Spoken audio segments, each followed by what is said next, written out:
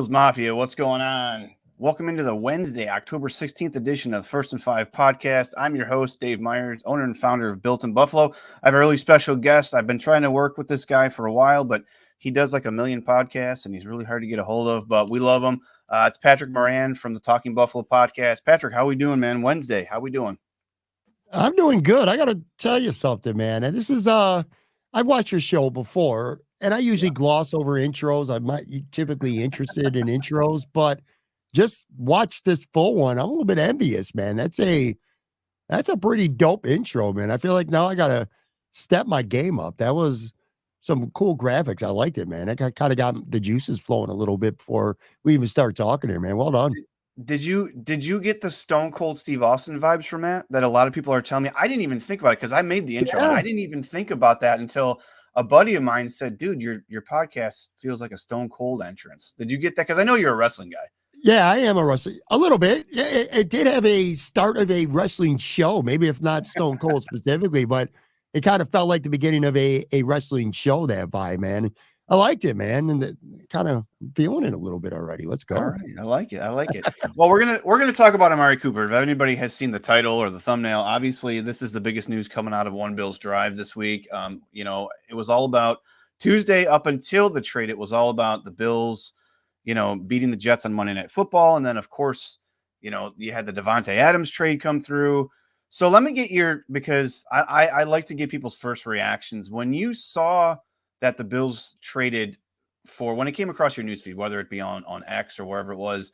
What was your initial reaction? Because I think a lot of people were throwing Amari Cooper's name around, for a couple of weeks because of the salary implications and what the Bills are willing to work with and stuff like that. What was your initial reaction to it? Well, the funny part is, so I have a every weekday show, and 1 or 2 days during the week, I try to sneak in a recording earlier in the day for the next day. So I'm not committed every single night to doing a podcast. On Tuesday, late morning, maybe early afternoon. It wasn't late morning. It was early afternoon. I recorded an episode. It was pretty much full of our biggest Bills Jets takeaways from that game. Bills takeaways through 6 games. Got it done, pulled up the audio, edited it, was getting ready to do all the other things that you got to do before you put up a podcast. And I happened to look on my tweet deck, which is on, I got a double monitor here in my setup.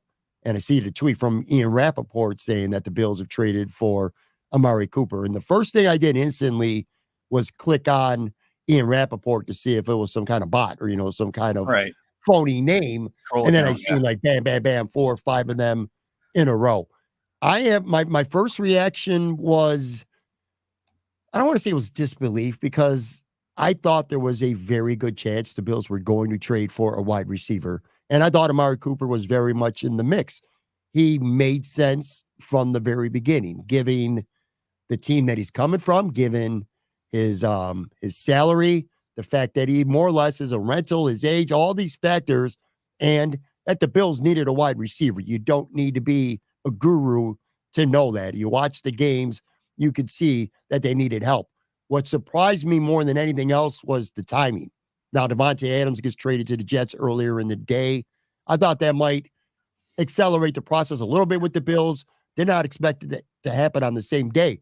I thought maybe closer to the trade deadline, the Bills would make a move, which pleasantly I was wrong about. And also, it's kind of like Brandon Beane's ammo to trade for somebody who still might have term left on his contract as opposed to a straight rental. Maybe that part of this whole deal surprised me, but that's the only part. I'm more surprised that the trade happened now before week 7 than I am, say, if it would have happened closer to, I think the deadline's November 5th.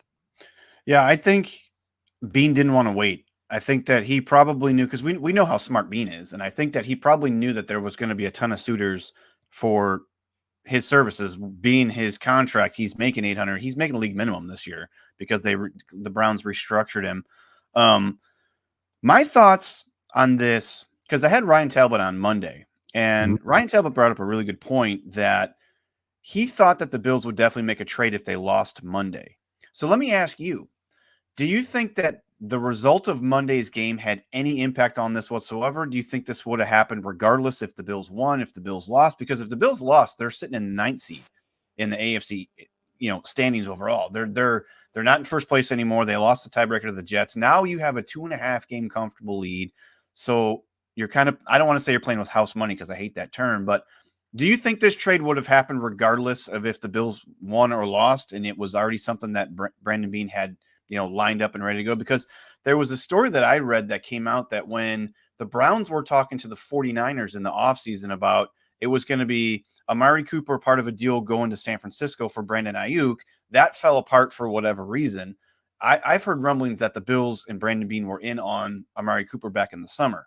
So what's your thoughts on this? You think this was just going to happen regardless, or do you think that Brandon Beane saw that the Bills won and was like, okay, we're better than we thought we were going to be after 6 weeks. We are a contender in the AFC. Say what you want about, Baltimore, Kansas City, and Houston.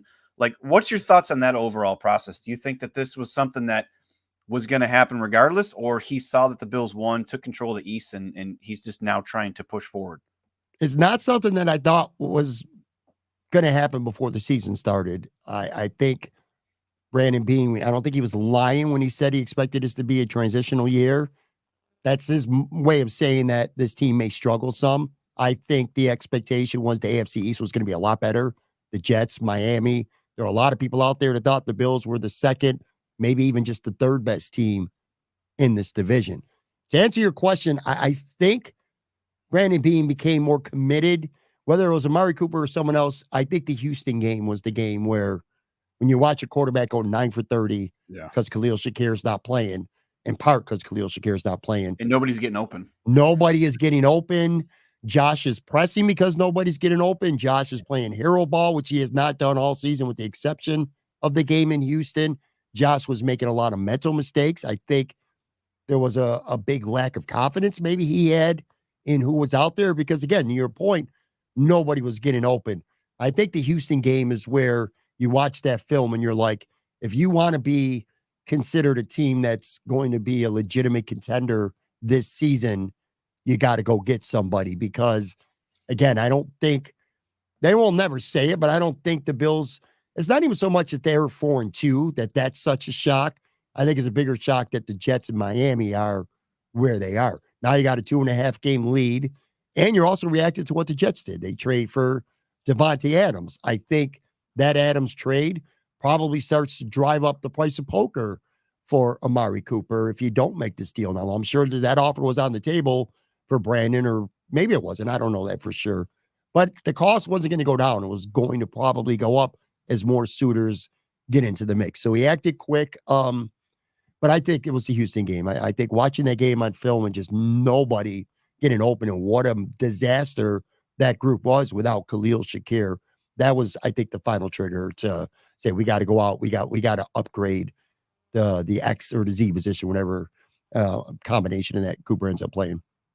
So I do like the fact, and I agree with what you said 100%. I do like the fact that Brandon Beane, we've kind of gotten on him sometimes about he's not proactive enough, where we think that sometimes he's trying to just duel with the Chiefs, right? Like it looks like a lot of people said the formula for the Bills offense, how it was structured this year, was kind of resembling what the Chiefs did a couple years ago. They got rid of Tyreek Hill.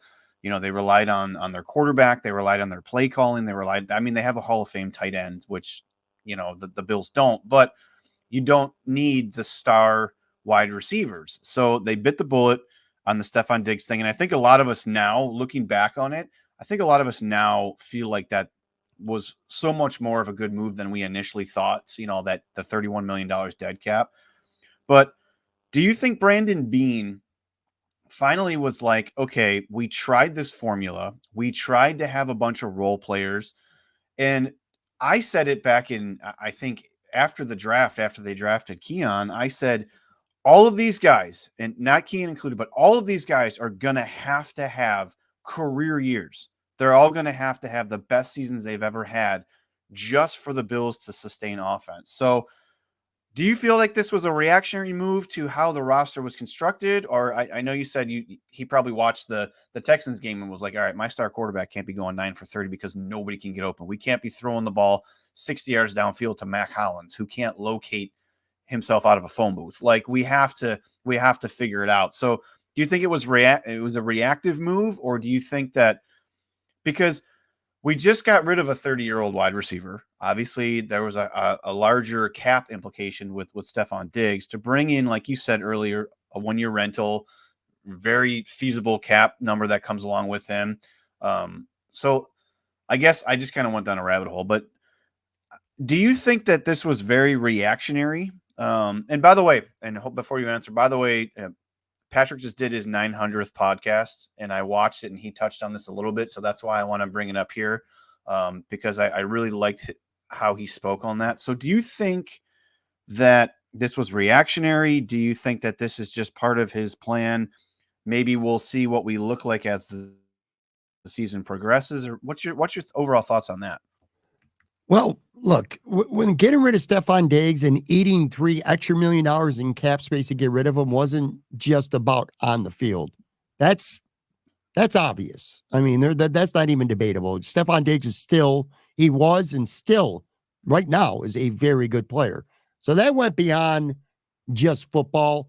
I think at the time, the success that they had near the end of the season when Joe Brady took over last year and they won football games and the offense was at the very minimum efficient without Stephon Diggs being such a important focal point. I mean, Khalil Shakir quite literally outproduced him over the last back half of the season. The Bills started running the football a lot more, which is something that Sean McDermott wanted to do.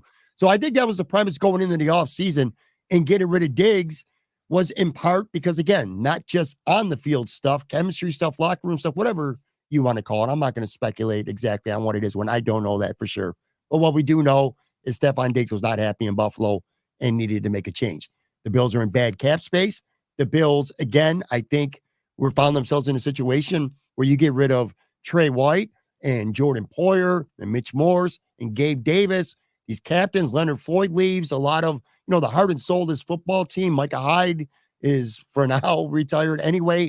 There was the expectation that, hey, let's get our cap in order right now. Let's accumulate assets. And they got a good asset in that trade. They didn't give Stephon Diggs away. They got a second-round pick next year, which I think this season was probably as much about next year as it was now. It changed based on the Bills not just being good, through 6 games, but also the other teams being bad. And I'm going to give Brandon Beane a lot of credit here, because one of the worst traits a coach or a GM could have, I think, is being stubborn. You want to be right about something. MVS, Matt Collins, those 2 guys, Tyrell Shavers at camp, Chase Claypool before that. You want to be good enough. You want to say, these are my guys. I got them on the cheap, and our offense is going to be fine. I'm going to make this work. It's easy to just be stubborn and continue to roll out week after week the same guys and just, not have consistently good results.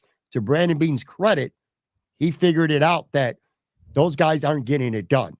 I mean, you said it comically, but it's true. Matt Collins cannot track a ball. Matt Collins is a very limited receiver. He's a hell of a special teams guy. He's a Trent Sherfield, a 4th, a 5th receiver on a good football team, but he's out there playing critical snaps and critical throws are going to him. I got to a point where Brandon Beane said, you know what, this isn't working. I was wrong. And we got to go get a guy. Ultimately, of course, it ended up being Amari Cooper, a guy who this is a no-brainer, by the way, Dave. I mean, if you're a Bills fan and you're even guarded about this trade, it's like, what are we doing here? You add the draft capital that the Bills still have next year, giving up a pick. It's a good trade for the Browns, too. They're going nowhere. They're going to get a top 100 pick. Yeah. But this is, you hear, well, I don't want to say no risk because you are giving up a 3rd round pick, but I just don't get it. There's a couple of fans out there that are kind of not optimistic about this trade. I'm like, what are we doing here? This is a no-brainer. But yeah, credit to Brandon Beane for shifting gears and saying, you know what I wanted to do ain't working. Yeah, and you talk about giving up the 3rd round pick. So I got a couple different ways to look at this. So we got a 2nd for Stephon Diggs. We traded a 3rd for Amari Cooper. So that's a win right there, right? Ultimately, I'm not saying Amari Cooper is as good as Stephon Diggs, but I think you get a 30-year-old veteran receiver that can stretch the field, and I think that's a win right there. On top of the fact that Brandon Beane is probably banking on the fact we all know he loves his compensatory picks. He's going to get something for losing Gabe Davis. He's going to get something possibly for losing Leonard Floyd. He's going to get stuff for the guys that lost. So picks are going to come back. So if you look at this any other way than a win-win, if he's a 1-year rental, you're paying him $800,000. If he's a 1-year rental, you throw him into the offense. This frees up Khalil Shakir. This frees up Keon Coleman. This hopefully will free up Curtis Samuel and Dalton Kincaid, and they can start using them. The only thing, and here's a question I have for you. Do you feel like seeing what we've seen now, I don't know if it's a personnel thing, but seeing what we've seen from Joe Brady the last 3 weeks-ish, are you concerned about how Amari Cooper will fit in the Bills' office and how Joe Brady will use him, seeing as how we can't figure out how to use Curtis Samuel? It seems like we can't figure out how to use Dalton Kincaid consistently. They finally went back to Dawson Knox this past week. How do you feel about all that working out? I mean, I know this week if he plays, he's going to have to get acclimated. It's a week, but he's a veteran. I think he'll be fine. He's played. This is his 4th team in 10 years. So what's your thoughts on that? You think Joe Brady's going to be able to scheme him up properly to free up other guys or just get him involved? What's your thoughts? Well, I mean, for this game on Sunday against Tennessee, assuming he plays, and I do think he will play, but it'll probably be a very limited amount of snaps and a limited amount of things that he's out there to do. He might even be a decoy more than an actual asset this Sunday. It'll take him a couple weeks to get up to speed. I do like the fact that the Bills' positional coach also coached Cooper in Dallas, so he has familiarity with him, which I think is important. Overall, look, I don't think it's going to be a huge difference in the type of plays that Joe Brady calls. I think it's more of a confidence factor that he's going to have in calling certain types of plays, a trust factor with calling plays that were, again, previous weeks that were going to MVS or to Matt Collins. You know, the third down drop that MVS had in Houston, that was his only target over these last 2 games, and he played plenty of snaps. Now, Matt Collins did have a touchdown. That's the reason why it was his only target, because he can't run that route. Right. So I don't know that it's look, Cooper could still get deep. I mean, he doesn't have the speed that he used to, but he's one of the better route runners in the league. You could do a lot of things with him. A very smooth glider. He gets open quick, and he's really good when the quarterback's got to improvise and go on scramble drills and finding his way back to the football. I'm not sure if your offensive philosophy is going to change a ton. Like going back to last year, Stephon Diggs became a little bit less of a focal part of this offense later in the season. They wanted to be more balanced, more unpredictable. I think the difference is just quite obviously the level of talent between Amari Cooper being out there as opposed to MVS or Matt Collins or even Keon Coleman, who's doing some good things. But in certain situations, who you'd rather have running a route where you got to make a play, it's going to be Amari Cooper 10 out of 10 times. So I don't think it's just going to be different. I think it's more about Cooper's talents and the other guys just, I mean, you kind of said it. It's going to open up his presence alone, I think, is going to open up less double teams for Shakir in the middle or Dalton Kincaid, who's getting triple teamed against Arizona back in week 1. Keon Coleman getting more one-on-one opportunities. I think it's kind of an effect that's going to spread throughout the football team and make them as a whole better. But I don't know that Joe Brady's offense is going to be specifically different other than trusting him and Josh trusting Amari Cooper to throw the ball to him, even if it's, contested, where I just think he lost that confidence in some of these other guys.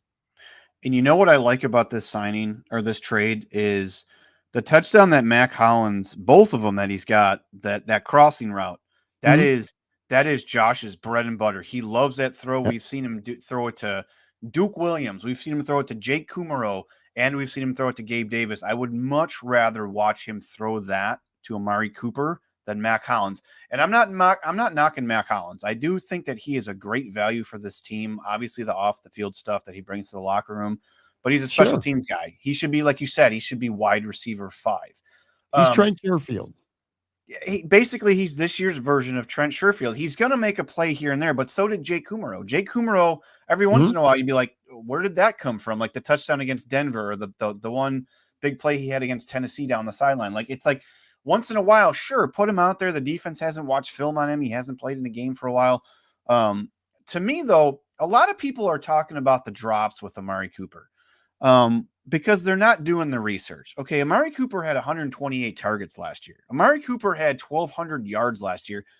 Amari Cooper had 265 yards in one game with a 57-year-old Joe Flacco throwing the ball to him. So he can get open and get downfield. And here's the thing. He's not your typical downfield threat. Can he do it? Yes, because he runs really good routes. He has one of the highest separation rates in the NFL. But to me, a lot of people talk about the drops. What's your thought process? Because we know he came from Cleveland. He's playing with Deshaun Watson, who fell off a cliff in the past couple of years. What's your thoughts when people bring up this whole drops and Josh can't rely on him? What's your thought process when that argument gets brought up about Amari Cooper? If you're talking historically, I don't know. Do you talk about this year? It's the quarterback. I mean, look, I have not watched Cleveland Browns game film. I got to shout out Joe Biscaglia from The Athletic, though. He did. And he has an entire article dedicated. He watched every route that Amari Cooper has run this year. And he was talking about throws that weren't made, throws that were behind him, bad throws that technically might have been catchable, but they were bad throws or just being ignored many times when he was open. Next Gen Stats had it, 2.7 yards average separation, which is his best since you'd have to go back to 2018. So he's getting open still. Look, and he's going to drop some passes. He's going to live with it. You lived with it for Gabe Davis, and this guy's Gabe Davis times 20. You know what I mean? So, right. You know, he's going to probably have an untimely drop or two, but he's going to more than make up for it. Look, at the end of the day, Dave, I mean, come on. This guy's a 5-time Pro Bowler, right? He's had 6 1,000-yard seasons. That's more than Eric Moulds had. That's more than Andre Reed had. That's more than Stephon Diggs has had. I mean, just last year alone, you'd be like, oh, well, that's in the past. Well, guess what? Less than 1 year ago, he had 1,250 yards. He averaged 17.4 yards per catch. So you're right.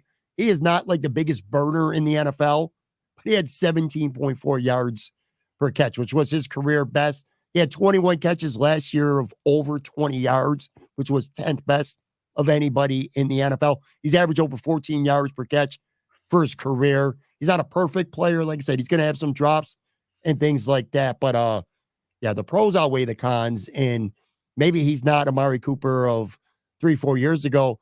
I say that, and Amari Cooper last year had the best season of his career when he was 29 going on 30. I don't think much has changed.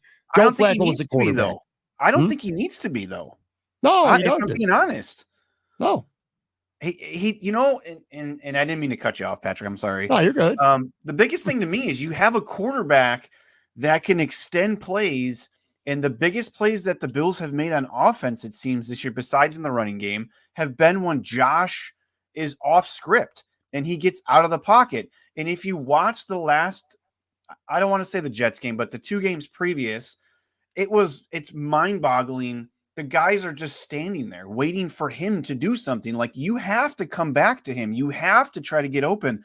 If Josh Allen's giving you 5, 6, 7 seconds, you better get open. Like, seriously, because he's going to keep that play alive as long as possible. And then you mentioned Cooper's stats from last year. I'm going to throw something out here, and I'm not trying to I don't do this to try to throw shade at Stephon Diggs. I'm not doing this to say that we got a player that's better than Stephon Diggs and Amari Cooper, but in 2023, Stephon Diggs had 107 receptions on 160 targets for 1,183 yards and 8 touchdowns. Amari Cooper last year had 72 receptions on 128 targets, 1,250 yards, and 5 touchdowns. Bigger yards per catch, all that stuff. And we know what happened as soon as Deshaun Watson went down and Joe Flacco came in. So that to me says that he's still a guy that's very reliable. If he gets the target share that I think that the Bills are going to try to get him, you know, I went back and watched highlights from when he was with the Raiders. It looks like he's slimmed down a little bit. It seems like he knows a little bit more of the route tree. So I'm just excited to see what he's going to allow Khalil Shakir to do, what he's going to allow Keon Coleman to do, what he's going to allow Dalton Kincaid to do, because now you have to worry about somebody else on the outside. And then that might alleviate some of the pressure on some of these other guys. All right. So before we get out of here, we got about 5 or so minutes left. if you guys haven't smashed the like button, please smash the like button wherever you're watching us. As I always say, if you like the stream, just like the stream. If you're watching on YouTube, please subscribe. If you're listening to this when it comes out on the audio version, just please drop a review. So that way it helps our algorithm and we do all that. So, all right. So I think I saw a couple comments coming through in the live chat about how could Brandon Beane let it get to the point where we needed to make an in-season trade with the salary cap. How do you feel about how it was constructed, knowing the salary cap ramifications that the Bills were in, knowing that they had $31 million dead cap with Stephon Diggs? How do you feel like it's gotten up to this point where he felt like he needed to make this trade? Well, And I know I kind of went in reverse. We kind of touched on it earlier, but I think good. You got to go backwards then. Let's go back to last year's group. Okay. Gabe Davis, it's not that the Bills didn't want Gabe Davis back. It's not that they didn't have any value for him, but he got a 3-year, $39 million contract with Jacksonville. The Bills were not going to pay that, nor should they have paid that. It goes back to Stephon Diggs. Going into the season, you could get rid of Gabe Davis and you can put in Keon Coleman and you can put in Samuel. You could take out Sherfield, whatever. The wide receiver room wasn't as good this year as it was last year for one reason, because you had to sign guys like MVS, Chase Claypool, Shavers, all these other guys, and you didn't have Stephon Diggs. It's about Stephon Diggs, why on paper this room and on the field wasn't as good. But again, and you got to be careful when you speculate because you don't know what it was if you weren't there. But there were deeply rooted problems, whether it was between Stephon and Josh, whether it was between Stephon and Sean McDermott, other people in management, other players. It got to a point where the juice wasn't worth the squeeze anymore with Stephon Diggs. And you're losing all these other guys, captains, heart and soul the team players, and you're in crappy cap space because you've been aggressive over the last handful of years. Sooner or later, you got to pay the piper. And I think Brandon Beane, he didn't want to, but I think he was willing to have this be the season where, hey, if we're going to be a team that struggles to make the playoffs, a team that struggles to even be 500 this year, it's going to be this season because we're going to be in much better cap shape next year. We don't got a bunch of guys that we owe a lot of money to. We got to get these big deals done anytime too soon. And you have really good draft capital. And I think that's obvious, Dave, when you sit back and you say, all right, well, you just traded Stephon Diggs in April. Okay, I get it. It's just not working with him anymore for whatever reason. All right, well, what'd you get? A second, a third, a fourth? What are you going to do with that pick? Well, guess what? It wasn't a 2024 pick, was it? It was a 2025 pick. That tells you right there. They were more in 25 on next season and having the capital. But somewhere along the way, just like in life, in relationships, everything, things change, man. And again, the Bills started out the season 3-0. They look like the toast of the town, the best team in the conference, or right there with them. And they lose 2 games, whatever.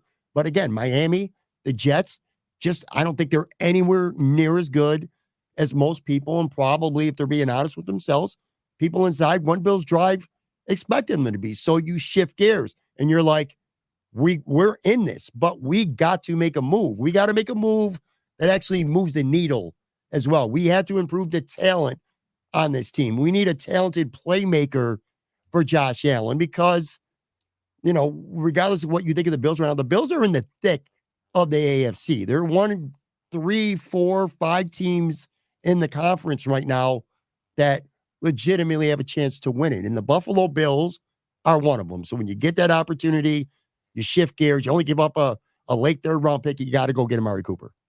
Yeah, I agree. And you know what? This is kind of an eerie thing, but I was thinking about this a lot yesterday. Brandon Beane comes in 2017 and he starts trading everybody, right? Like we get all those notifications on our phones. We're like, what? They just traded Sammy Watkins. What are you talking about? The offseason and how it was approached, I feel kind of was similar to that. Like they were trying to clear things out. Mm-hmm. They were trying to just see what they had. They got through the season. They got to the trade deadline and they're like, oh shit, we're competing for, a playoff spot. Like we might be able to sneak in a wild card here or figure out a way to just get in. And then that's when they made the Kelvin Benjamin trade. I'm not equating Kelvin Benjamin to Amari Cooper. I'm just saying I hope this not. kind of feels this, you know what I'm Yeah. saying? Like this kind of feels very similar. Okay, we offloaded some salary, we offloaded some aging players. We're trying to get ready for the next season because at the time Bean was making the move. He knew what he wanted to do, I think, in 17. He wanted to get a quarterback and he was trying to offload salary and stockpile draft picks. And I just feel like that's what's happening. Obviously, we have the quarterback, we got a good core of young players. And now it's like, okay, we're 4-2. Like you said, we don't know what's going on with Tua. He's going to come back at some point, the Dolphins had said, but it could be week 12. It could be, and even by then, if they're, 4-8 or 3-9, he might not even come back. I think if the Jets lose a couple more games, like the wheels are going to completely come off and they're just going to go in complete sell mode, or I don't even know if they're 2-6 and they have Devontae Adams. I feel bad for the New York press because it's going to be bad. But back to your point is I feel like this is a time where Bean was like, 4-2, we can easily win the East. And if we get in and we get hot at the end of December and the end of January, maybe we can make some noise. And I hate the term, but I'll use it again. They're kind of playing with some house money, heading through the rest of the season. And I also think too, and I brought this up yesterday on X, I think that seeing Josh Allen holding on to the football and getting hit as many times as he has recently. Now, some of that is on Josh, but Bean has to see that thinking he's just waiting for someone to get open and nobody can get open. And I feel like that might be a small part of, the whole huge, pie that is why Brandon Bean decided to do this. All right. So one last thing before we get out of here, you sort of touched on the caliber of teams in the AFC. My question to you, does this move the needle for the Buffalo Bills? Yeah. The short answer is yes, it has to. This is your number one receiver. He might not be a top 5 receiver in the NFL. This is your number one receiver. He has a role, and I wouldn't even worry about this week or next week or even the week after. Again, you want to talk, you just said house money. The Bills got 3 weeks of house money to get Amari Cooper acclimated because the trade deadline's not for a couple weeks, and that's when I expected the Bills to trade for a receiver. So you got 3 weeks of house money to get this guy completely up to speed. He's going to command, forget about the stats. He's going to command attention from defensive coordinators, which there's not really a lot that the last couple of weeks with this group of pass catchers right, that defensive coordinators are had to do. That's changed now. So he's going to demand respect, attention. He is going to allow Keon Coleman to continue to develop, maybe without as much pressure on him. I was getting to a point where I'm saying, Keon Coleman's got to have 6 catches for 72 yards by November and a touchdown every week if the Bills' passing game is going to be any good, because who else is going to go out there and do it? So exactly. I think he allows Keon Coleman an opportunity to develop a little more organically. He's certainly going to take some attention away from Khalil Shakir when he gets that ankle right, hopefully in the next week or two. By the way, we're not playing him on Sunday. But he will work the middle of the field, and he does that exceptionally well. Dalton Kincaid's going to have things opened up for him. Curtis Samuel, I don't know. This just seems to be an annual thing with the Bills. Let's go get a Deontay Hardy. Let's go get an Isaiah McKenzie type. Let's go get a Naheem Hines type. And these gadgety guys in the Buffalo Bills that just never seem to work out. Although I'm a little bit encouraged. He did have a nice play on Monday night. But yeah, he's going to make the guys around him better. He's going to make this offense a little more unpredictable. And he's going to be a guy that I think Josh Allen is going to build up a lot of chemistry and a lot of trust with, that he could go to. When it's 3rd and 7, you got to find a guy. We saw it for years. It was Stephon Diggs. Now it could be Amari Cooper. And last but not least, they are in a conference where even though Baltimore looks like world beaters right now, you see what happens in the playoffs with them pretty much annually. And the Bills should have beat the Chiefs the last couple times they played them in the playoffs. We don't need to get into that.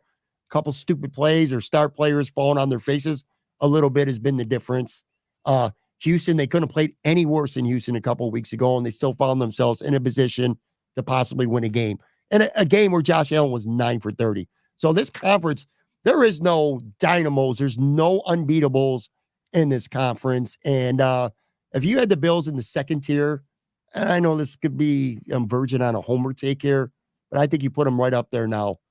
The fact that they're 4-2, they're in a division. You're going to win that division. You're going to be in the playoffs. You're going to get a home game, and you just added a legitimate star wide receiver. This puts you right in the mix.